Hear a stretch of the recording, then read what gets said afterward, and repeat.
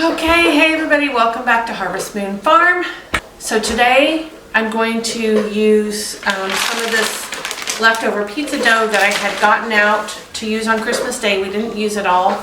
So I'm going to make 3 pizzas. I think that's about what I have in the amount of dough. I'm going to make 3 pizzas. I'm going to freeze them on the pan, and then when they're frozen solid, I'm going to wrap them by themselves, without the pan, and then stick them back in the freezer so that we'll have pizzas that are ready. We can just throw them in the oven when we're ready to make them. I'm also going to make some more of those buttery biscuits. We ate most of them on Christmas Day and they were amazing. My oldest son asked for the leftovers, so I've got several in the freezer that I'm going to give to him.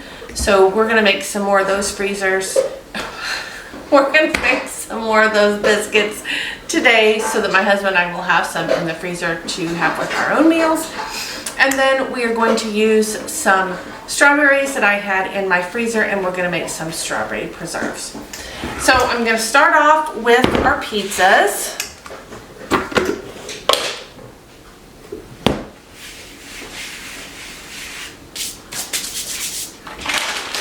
And I will go ahead and link this pizza dough recipe in the description box in case you missed that video.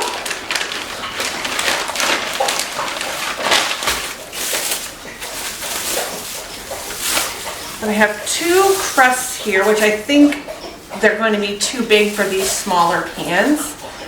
So, oh goodness. I'm just going to get both of them out and divide. I'm just going to put it together and divide this dough into 3 pieces. And then we'll start putting our pizzas together. Alright, so there's 1, 2, and maybe. Okay. So I'm going to go ahead and roll this first one out a little bit, and then I'll probably just put it on the pan and use my hands to form it to the pan. And I have 3 of these smaller pans, but of course I can only find 2. I don't know if I've got one in the freezer somewhere, if I let somebody take one home with them, who knows. So one of them I'm going to form the dough in one of these little pans, and then I'm going to put it on the bigger pan to so that I can make the pizzas and let them freeze. But these smaller pans will be a good size to make pizza for just my husband and I. And then we can have a salad or something with them, and it will be perfect for a quick meal for us. Okay, so I'm going to go ahead and put this crust on this bigger pan.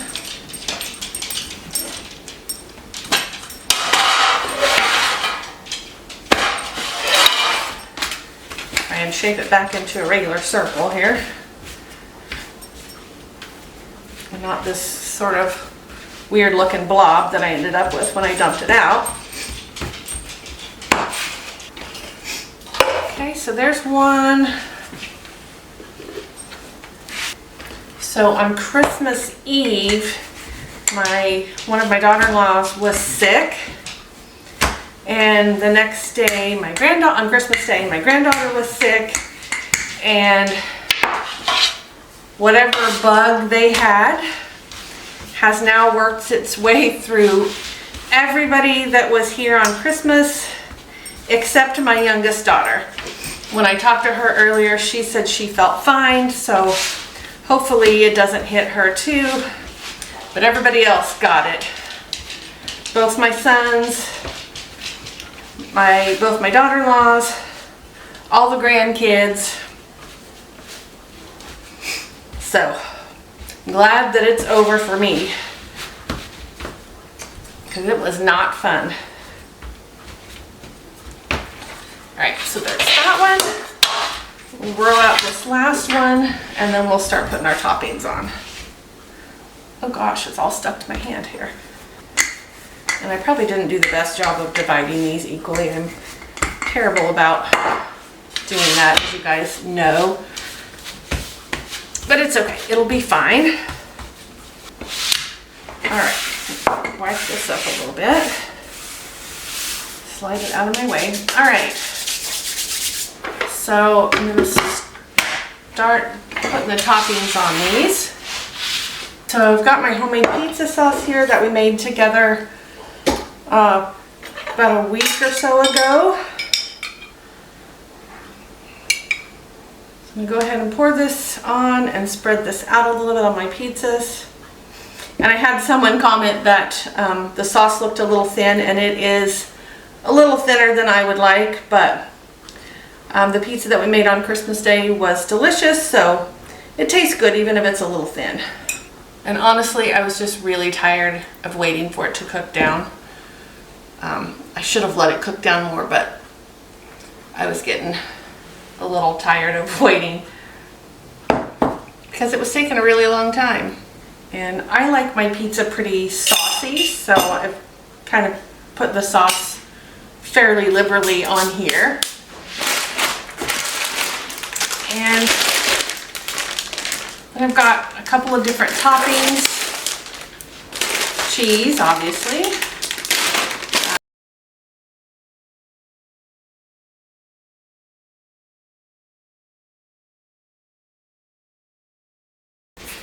Okay.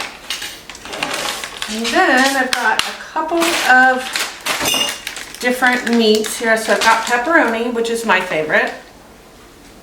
And then I've also got, oh my gosh, if I could get this open. I've also got the Italian sausage that we cooked up together before Christmas. So I'm gonna kind of do half and half on these. So I'm gonna put pepperoni on the whole pizza, and then I'm gonna add the Italian sausage to one half for my husband. I'm not a big fan of Italian sausage, so I'm just not gonna have any on my side. Okay. Yummy. So now I've got my Italian sausage that I've got cooked up here.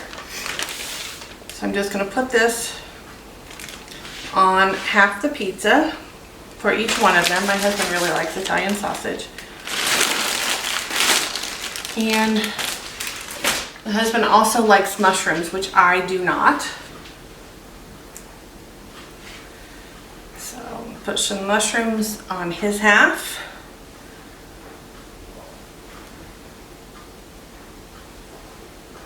Ew, I don't even like the way they feel. Whoa. Alrighty. And we've got a few tomatoes left over from Christmas Eve or whenever I may have these cut. I don't know what, oh yeah, Christmas Eve. So I'm gonna put a few little tomato pieces on each of them. Both of us like the tomato on our pizza.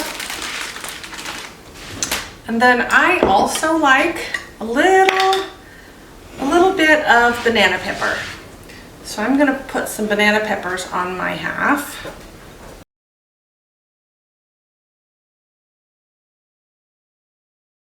Now I'm just gonna take the rest of this cheese and just divide it on these pizzas. All right, so now I'm gonna take a little bit of this press and seal, and I'm just going to lightly cover these pizzas. So I don't want to pull the cheese off when I pull the press and seal off. I just want to keep it so that it's not,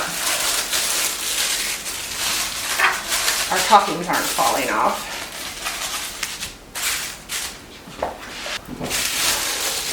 All right, so now I'm gonna go put these in my freezer, and we'll let them stay there until they're frozen completely solid. Then we'll take them out and wrap them up in plastic wrap and stick them back in the freezer. Okay, so those are in the freezer. And before I start our biscuits, I'm gonna wipe up this counter because I don't want our biscuits to taste like pizza sauce or banana peppers. So I'll make sure I get this all clean.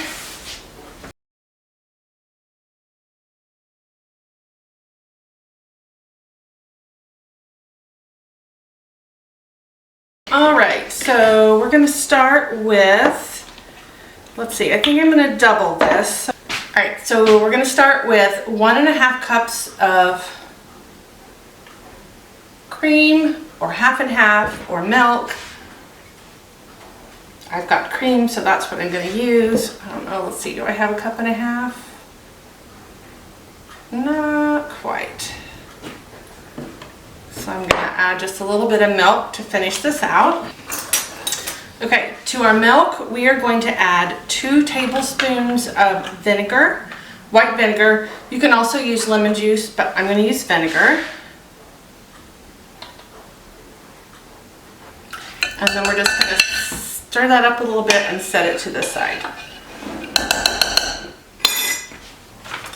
All right, so then we are going to mix our flour, butter, baking soda, and baking powder, and salt, and we're going to mix it all up in our bowl.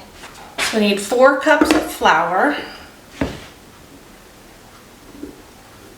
16 tablespoons of cold butter, not frozen, cold, or that is the same as 2 sticks.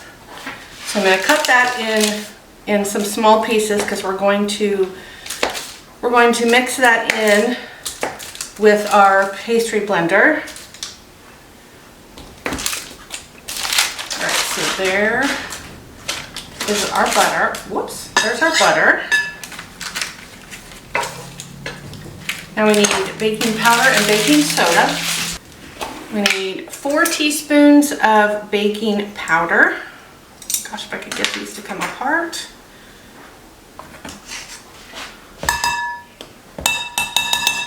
And half a teaspoon of baking soda. And then we need 2 teaspoons of salt. So now we're going to take our pastry blender,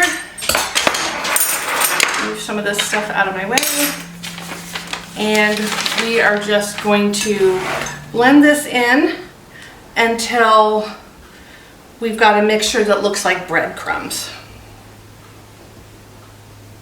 I'm going to kind of get in there with my hands and break up some of these pieces of butter, and then use the pastry blender to finish it out. So today is December 29th. Do you guys still have your Christmas decorations up? Usually I have mine down by now, but since I was sick for a couple of days, my whole schedule kind of got thrown off. I love Christmas. I love everything about Christmas. The lights, the decorations, the music, everything. But by the time Christmas is over, I'm ready for my house to go back to normal. As much as I love it, I also love to go back to just a normal, everyday house decorations, you know, without all the extra stuff that you have from the holidays. It's supposed to be relatively warm here. It's been warm the last couple of days, but it's been really super windy. So I think it's supposed to be warm the next couple. So my husband will probably take down our lights from outside either tomorrow or Saturday. So those will be all put away for the year, or for the season, I guess I should say, since the year's almost over. Okay. Let's see. So this, there's still a few bigger pieces in here. It's almost ready. Okay, so we've got our dough ready. So it kind of looks like that. Put these crumbs in here. Okay, so now what you want to do is make a well in your dry ingredients, and we are going to pour our milk and vinegar mixture into the middle. Then we want to mix this just until it's combined. We don't want to overmix it. That'll make your dough tough. You just want to make sure that that milk vinegar mixture gets stirred into the flour. And if you feel like your mixture is a little bit too dry, you can add a little more milk. I think mine is fine here. All right, So I'm going to put a little flour down on my work surface here, and I'm going to dump this out, and we're going to put this into kind of a rectangle. I did end up dumping this back into the bowl and adding a little more milk before I mixed it up and dumped it back out on my work surface. So now we want to fold this like we're folding a letter. Fold the top down and fold the bottom up. Turn it 90 degrees and do the same thing. And want to do this a total of 3 times. So we're going to fold this down and we're going to fold this up. And then we are going to roll our dough out to the thickness that you would like for your biscuits.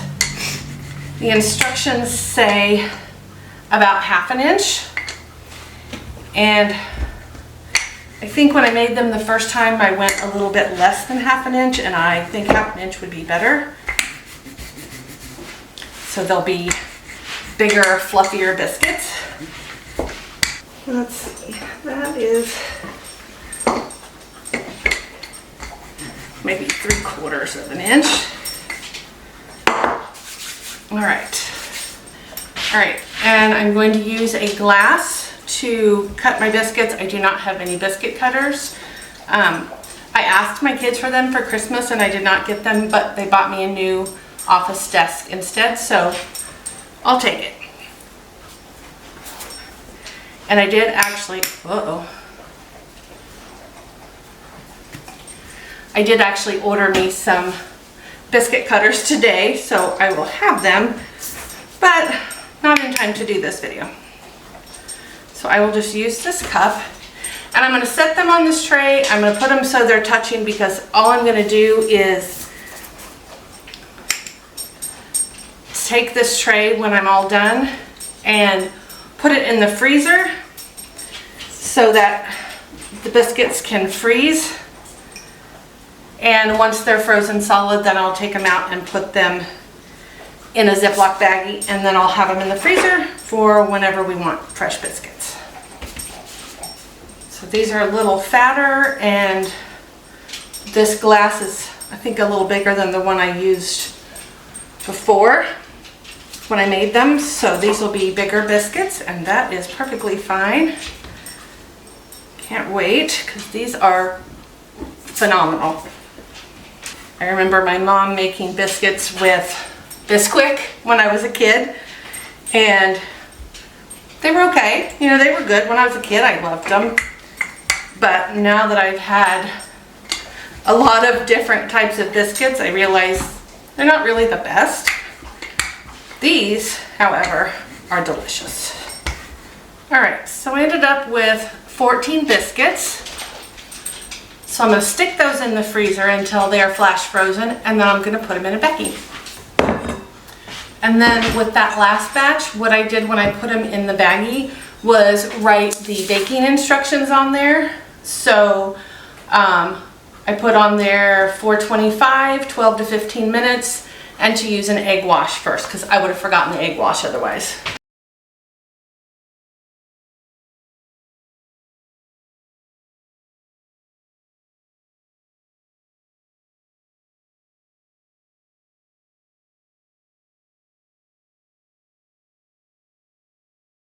Okay, so now we're going to start working on our strawberry preserves. I am using Pomona's pectin. I like this because you do not have to use very much sugar.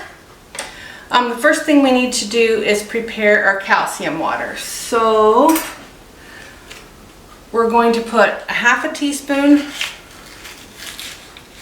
of the calcium in a jar with a lid, and then we're going to add a 1/2 cup of water. And then we're going to put a lid on here. We're just going to shake it up. We just want to get that calcium and water mixed up really well. Alrighty. Alright, so I need to see how much fruit I have here, so I know how much pectin and everything else to add. So 2,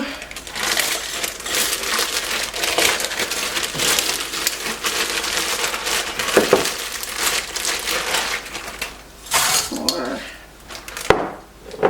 there it is.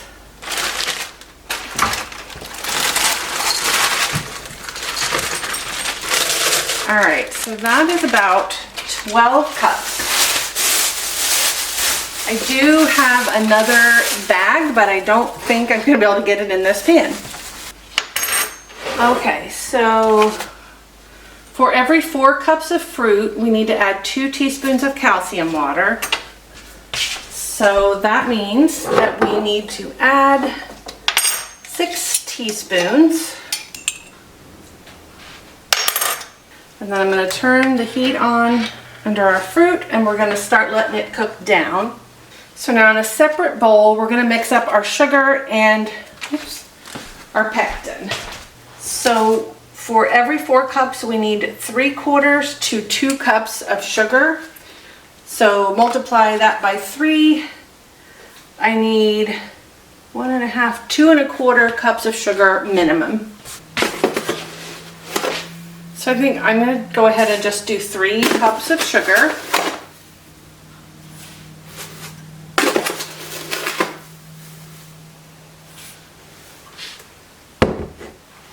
And then to that we need 6 teaspoons of pectin, and I don't know if I've got enough here.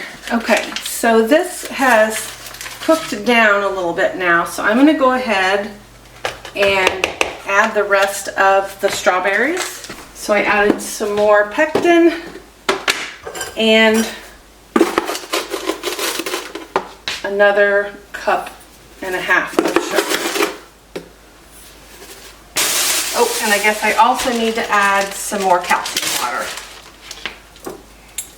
So I'm going to go ahead and add 2 more teaspoons of calcium water,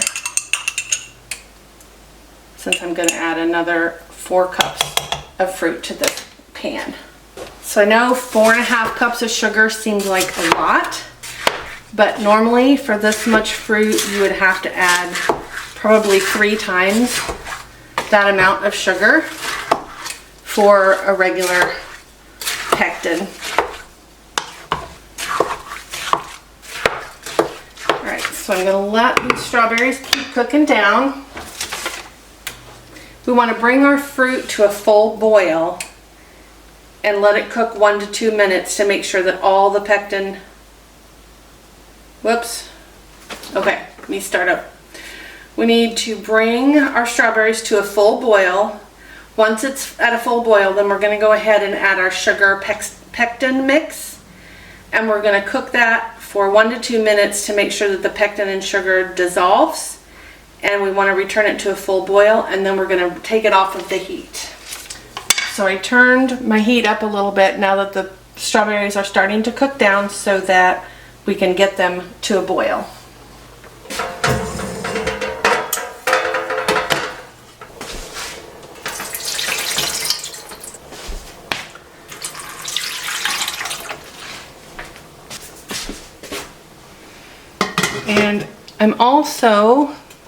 And instead of using a water bath canner, I'm going to use a steam canner. You can use a steam canner for anything that you could normally put in a water bath canner, as long as it only needs to process 30 minutes or less. And our jelly, or our preserves, only need to process 10 minutes, so these are perfect for using the steam canner. And the steam canner will hold either 7 quarts or 8 pints, and I'm putting this in pint jars, so I have 8 jars out, so hopefully that's enough. I don't know, we'll have to see. And we're going to leave a 1/4 inch of head space in our jars when we start filling them. All right, so I'm going to go ahead and start adding our sugar and pectin.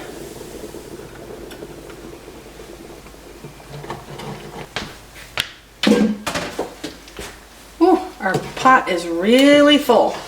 So I am just going to keep stirring this for a minute or two. I did turn my heat down a little bit so that I don't boil over, hopefully. We do want to bring this back to a boil. All right, so I am going to turn our heat off, and then I'm going to start filling our jars.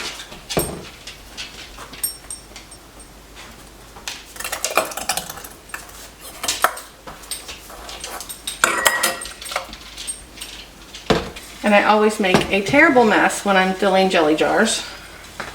And it looks like 8 jars will not be enough. All right. This one is a little too full. So now I need to wipe the rims of my jars because, of course, I made a humongous mess. And you always want to make sure that they're clean so that you get a good seal. And I'm going to go ahead and set these in here as I fill them, or as I clean them and put the lids on.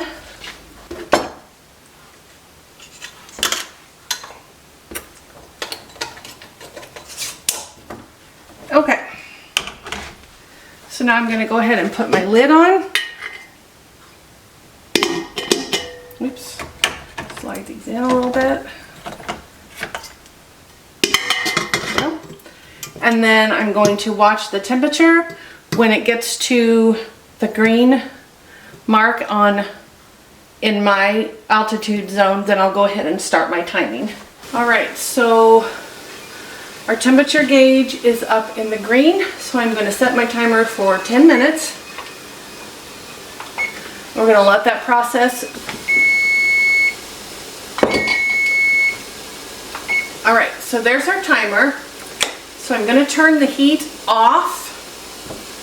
I'm actually going to move this since I have an electric stove. It doesn't stop heating when I turn the heat off. And now I'm going to set the timer for 5 minutes. And it's very important that you let it finish processing this last 5 minutes. This is part of the timing of the processing. And then in 5 minutes, we'll be able to take the jars out of the steam canner and set them on a towel to start cooling. Okay, so there is the timer for our 5 minute cooling period. So I'm going to take this lid off and I want to angle it towards away from me. Anytime you're lifting a lid from something that's got steam, you want to make sure that it's pointed away from you so you don't burn yourself with the steam. Now I'm going to take these jars and set them on a cloth.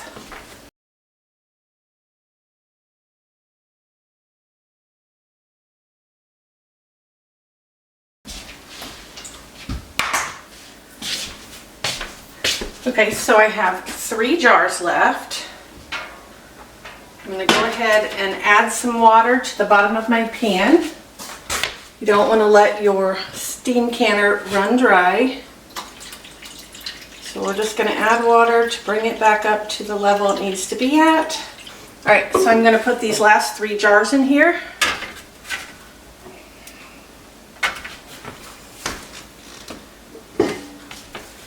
Put my lid back on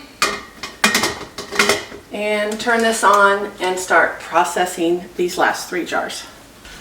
Okay, so it's the next day. We've got everything ready to go. So the first thing I'm going to do, I've got a baggie here, and I'm going to put my instructions for my biscuits on there. So we're going to put 425 degrees. We definitely want to write on the baggie before we put our biscuits in there. 425 for 12 to 15 minutes. And then I'm just going to write use egg wash because, like I said, I will forget if I don't. I may forget even with it on here, but this gives me a chance of remembering because they definitely turn out better with the egg wash. All right, so I'm going to take those. I think we ended up with 14. So I'm going to take these and I'm just going to stack them in my baggie.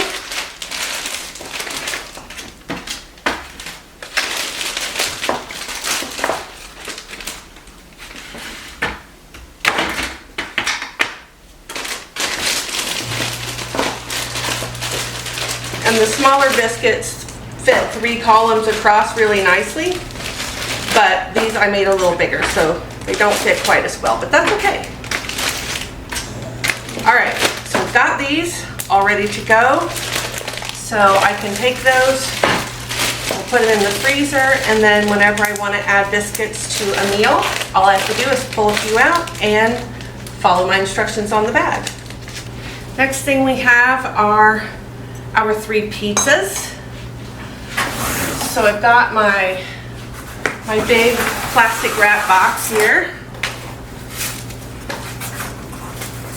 And I don't know what I did to my thing, so. All right. So I'm gonna pull out some plastic wrap. Actually, I'm gonna move these jars so I have some room to work. And then I'm going to take my pizza, and I might need to get a spatula. Take my pizza and pop it up off my pan. So now it's frozen in a solid, pizza shape. So I'm going to put it on my plastic wrap.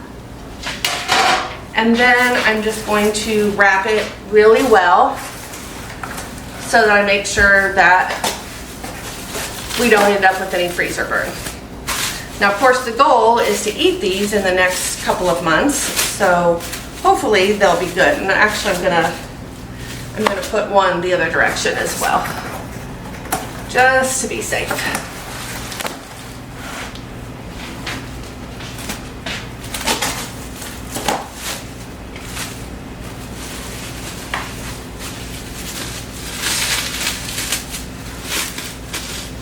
Alrighty, so there's the first one. I'm going to do that to both of the other 2, and then they will be ready to go back in the freezer. Alrighty, and lastly we have our jars of strawberry preserves. We ended up with 11, I believe, yep. 11 jars of strawberry preserves. I just had one that didn't seal, so I'm just going to put that in the refrigerator and we'll use it first.